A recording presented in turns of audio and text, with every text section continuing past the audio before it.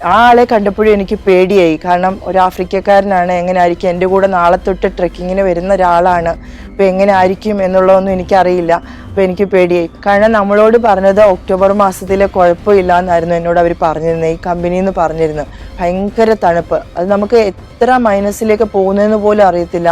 ഒരു കാല് നമ്മൾ എവിടെ വെക്കണം, മറ്റേ കാല് എവിടെ വെക്കണമെന്നൊക്കെ ഉള്ളത് അത്രയ്ക്കും പാടുപെട്ട് വേണം നമ്മൾ ആ വോളിൽ കയറാൻ. അതിൻ്റെ താഴെ എന്ന് പറഞ്ഞാൽ നമ്മളൊന്ന് പോയി കഴിഞ്ഞാൽ നമ്മൾ കൊക്കയിലോട്ടേ പോകുള്ളൂ. ഗൈഡ് പോർട്ടർമാരും സംസാരിക്കുന്നത് എനിക്ക് കേൾക്കാം, എനിക്ക് മനസ്സിലാവും. അവരുടെ ഭാഷയിലാണ് സംസാരിക്കുന്നതെങ്കിലും നമുക്ക് മനസ്സിലാവും എന്തോ ഒരു പ്രശ്നം ഉള്ളതുപോലെ.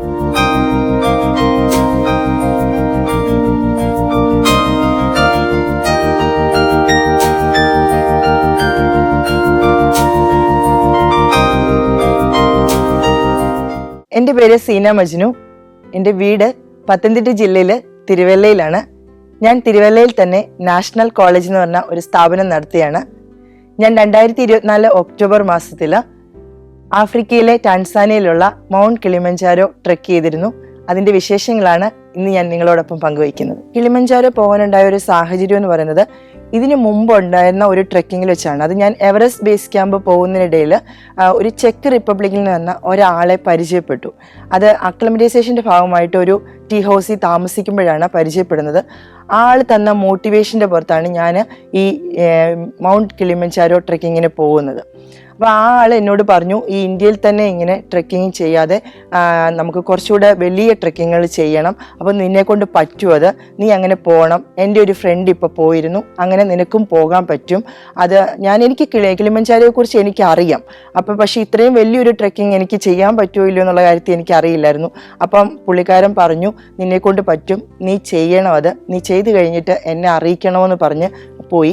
അങ്ങനെ എവറസ്റ്റ് ബേസ് ക്യാമ്പ് ട്രെക്കിംഗ് ഒക്കെ കഴിഞ്ഞിട്ട് ഞാൻ കാഠ്മണ്ഡുവിൽ നിന്ന് തിരിച്ചു വരുമ്പോൾ എൻ്റെ മനസ്സിൽ മൗണ്ട് കിളിമഞ്ചാരോ എങ്ങനെ പോകാം, ആഫ്രിക്കയിൽ എങ്ങനെ പോകാൻ പറ്റും, അതായിരുന്നു എൻ്റെ മനസ്സിൽ.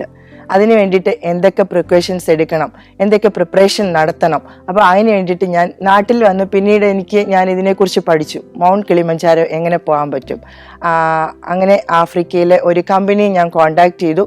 അവരെന്നോട് പറഞ്ഞത് ജൂലൈ ഓഗസ്റ്റ് ആ ടൈം നല്ല സീസൺ ടൈമാണ്, അത് കഴിഞ്ഞും കുഴപ്പമില്ല എന്ന് പറഞ്ഞു. അപ്പോൾ എനിക്ക് ജൂലൈ ഓഗസ്റ്റ് സെപ്റ്റംബർ ഒന്നും പോകാൻ പറ്റുന്ന ഒരു സമയമല്ലായിരുന്നു. ഞാൻ വീണ്ടും അവരെ കോണ്ടാക്ട് ചെയ്തപ്പം എനിക്ക് ഒക്ടോബർ മാസത്തിലാണ് പോകാൻ പറ്റുന്നതെന്ന് പറഞ്ഞപ്പം അവരെന്നോട് പറഞ്ഞു, കുഴപ്പമില്ല, നല്ല വെതറാണ്, പ്രശ്നമൊന്നുമില്ല, കയറിപ്പോരെ എന്ന് പറഞ്ഞു. അപ്പം ഞാൻ എല്ലാ യാത്രകളും ഈ ഒറ്റയ്ക്ക് ചെയ്യുന്നതുകൊണ്ട് ഞാൻ ഇവരോട് പറഞ്ഞിരുന്നു ഞാൻ ഒറ്റയ്ക്കാണ് വരുന്നതെന്ന് പറഞ്ഞപ്പം അവരെനിക്ക് കുറേ മോട്ടിവേഷൻസ് തന്നു. ഒറ്റയ്ക്ക് വരുന്നതുകൊണ്ട് പ്രശ്നമില്ല, നിങ്ങൾ പേടിക്കേണ്ട കാര്യമില്ല, അങ്ങനെയുള്ള കാര്യങ്ങളൊക്കെ പറഞ്ഞു. അപ്പോൾ അങ്ങനെ ഞാൻ ഈ ആഫ്രിക്കയിൽ പോകാൻ വേണ്ടി തയ്യാറെടുത്തു. അതിനുവേണ്ടി നല്ലോണം വർക്കൗട്ട് ചെയ്യാൻ തുടങ്ങി. നമ്മളെല്ലാ ട്രെക്കിങ്ങിന് മുമ്പും നല്ലോണം വർക്കൗട്ട് ചെയ്യും. പക്ഷേ മൗണ്ട് കിളിമഞ്ചാരോ പോകുന്നതിന് വേണ്ടി ഞാൻ കൂടുതൽ സമയം വർക്കൗട്ട് ചെയ്യാൻ തുടങ്ങി.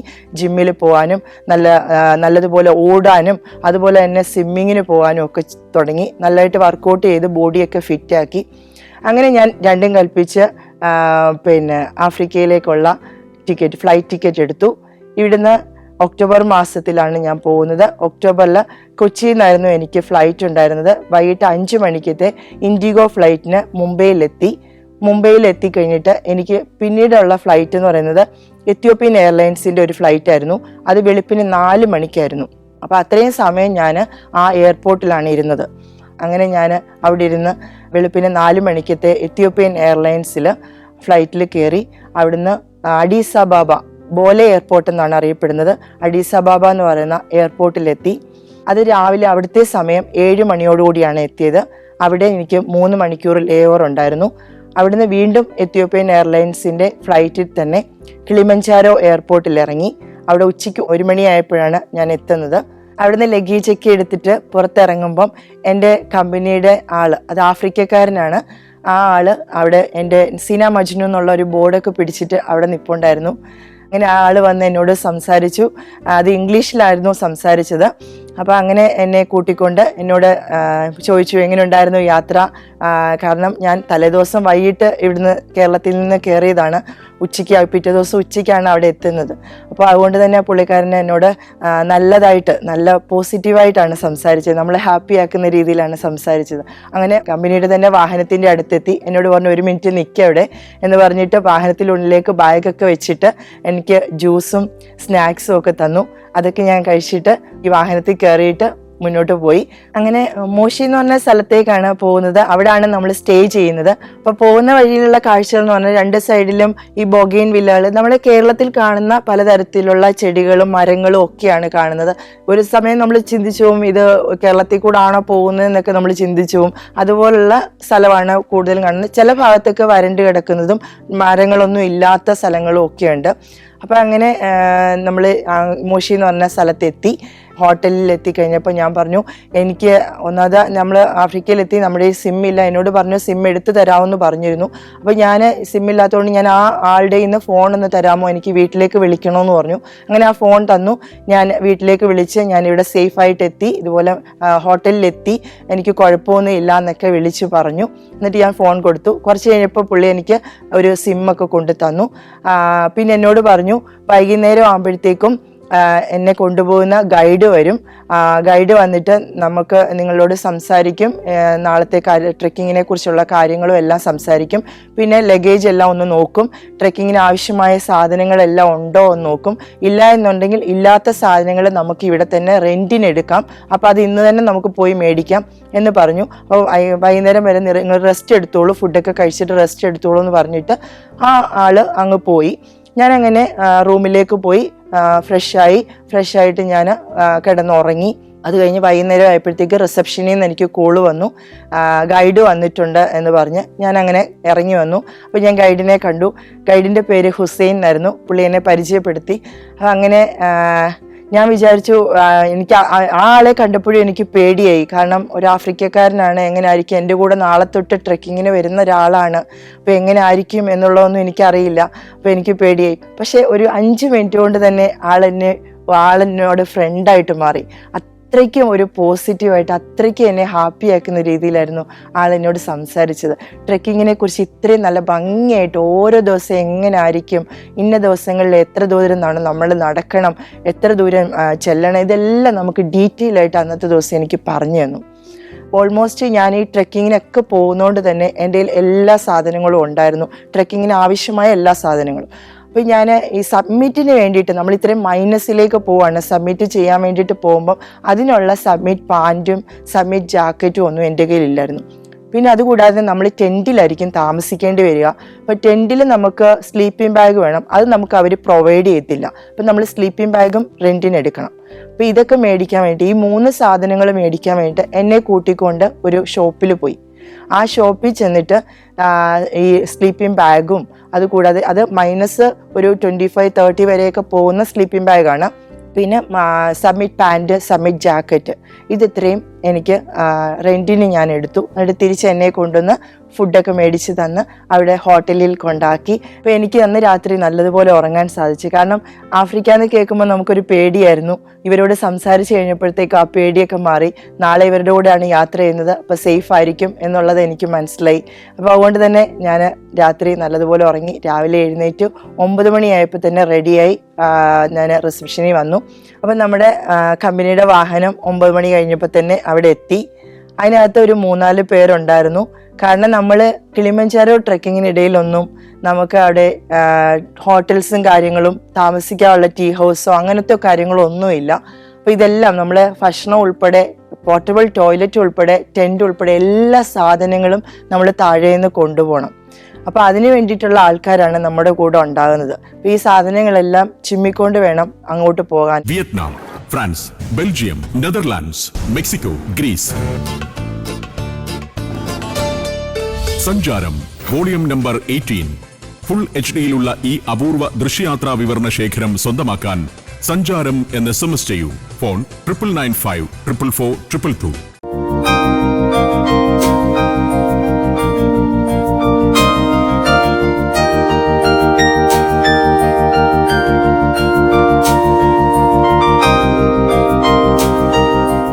മോഷി എന്ന് പറഞ്ഞാൽ അവിടുന്ന് നമ്മൾ സ്റ്റാർട്ട് ചെയ്യുന്നതിന് മുമ്പായിട്ട് അവരുടെ ഒരു ട്രഡീഷണൽ ഡ്രസ്സുണ്ട് മസായിമാരുടെ, ആ ഒരു ഡ്രസ്സൊക്കെ എന്നെ ഇട്ട് തന്നു. എന്നിട്ട് ഫോട്ടോയൊക്കെ എടുത്തിട്ടാണ് കൊണ്ടുപോയത്.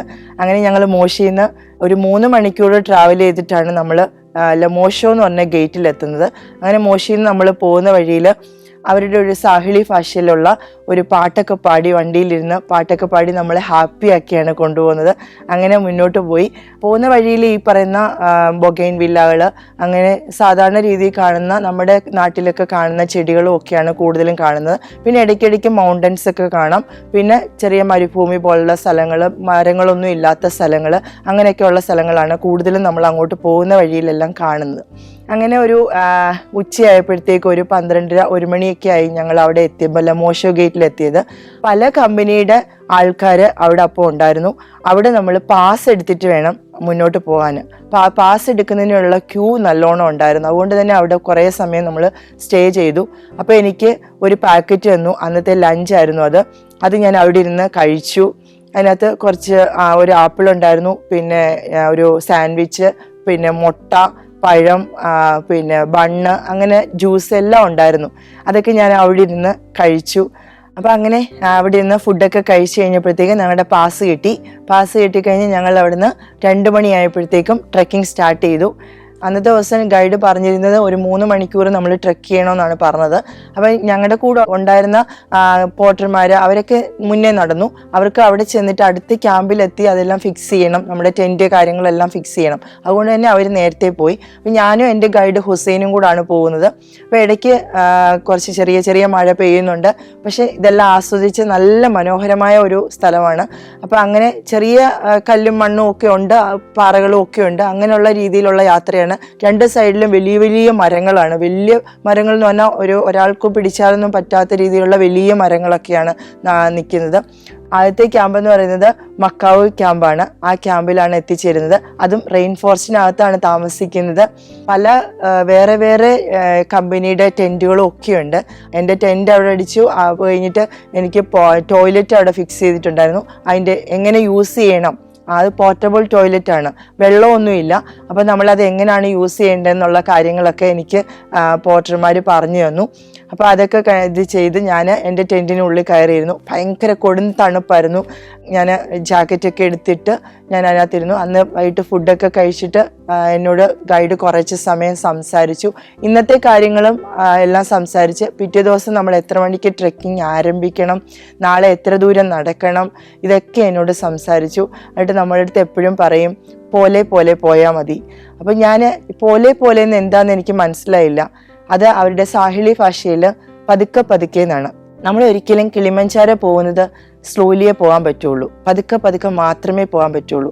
അത് സ്പീഡിൽ ഒരിക്കലും പറ്റില്ല. അതെനിക്ക് മനസ്സിലായി. കാരണം ഇവരുടെ പാട്ടിനകത്ത് പോലും പോലെ എന്നുള്ള ഒരു വരിയുണ്ട്. അപ്പം അത് എപ്പോഴും എന്നോട് പറഞ്ഞുകൊണ്ടിരുന്നു, സിന പോലെ അങ്ങനെ എപ്പോഴും പറയുമായിരുന്നു. പിറ്റേ ദിവസം രാവിലെ 8 മണിക്കാണ് നമ്മൾ ട്രെക്കിംഗ് സ്റ്റാർട്ട് ചെയ്യുന്നത്. രാവിലെ എഴുന്നേറ്റ് ബ്രെഡായിരുന്നു കഴിക്കാനുണ്ടായിരുന്നത്. ബ്രെഡ് ടോസ്റ്റ് ചെയ്തതും പിന്നെ മുട്ട ഉണ്ടായിരുന്നു, പിന്നെ കോഫി അതിൻ്റെ കൂടെ. പിന്നെ നമുക്ക് കോഫി ടീ എത്ര വേണേലും നമുക്ക് കുടിക്കാം. അവിടെ അതിങ്ങനെ വെച്ചിരിക്കുകയാണ്, അതിൻ്റെ പൊടി, ചായപ്പൊടി എല്ലാം വെച്ചിട്ടുണ്ട്. അപ്പം നമുക്കതൊക്കെ എപ്പോഴും വേണേലും കുടിക്കാം. രാവിലെ നമ്മൾ 8 മണിയായപ്പം ട്രെക്കിംഗ് സ്റ്റാർട്ട് ചെയ്തു. എല്ലാ ക്യാമ്പിൽ നിന്നുള്ള ആൾക്കാരും എല്ലാവരും ഒരുമിച്ചാണ് പോകുന്നത്.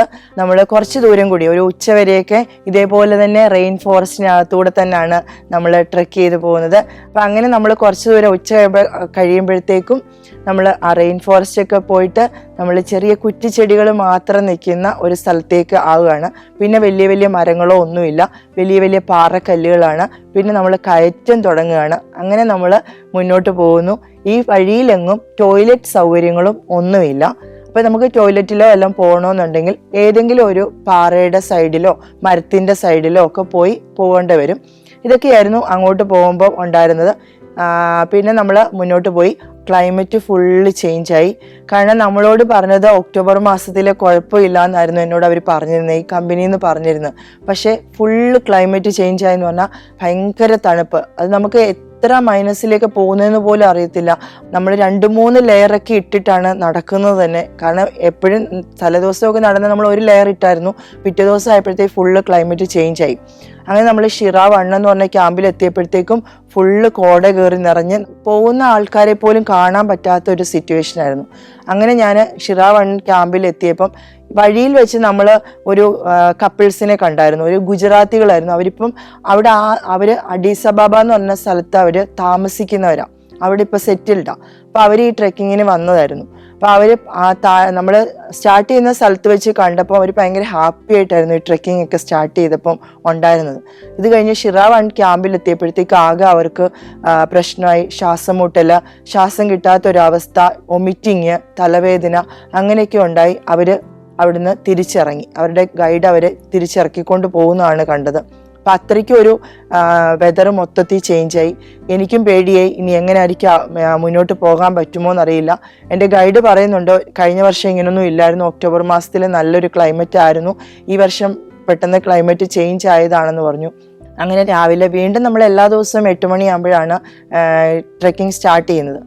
രാവിലെ എഴുന്നേറ്റപ്പോൾ തന്നെ ഭയങ്കര തണുപ്പെന്ന് പറഞ്ഞാൽ ഭയങ്കര തണുപ്പ്. പുറത്തോട്ട് പോലെ ഇറങ്ങാൻ പറ്റുന്നില്ല.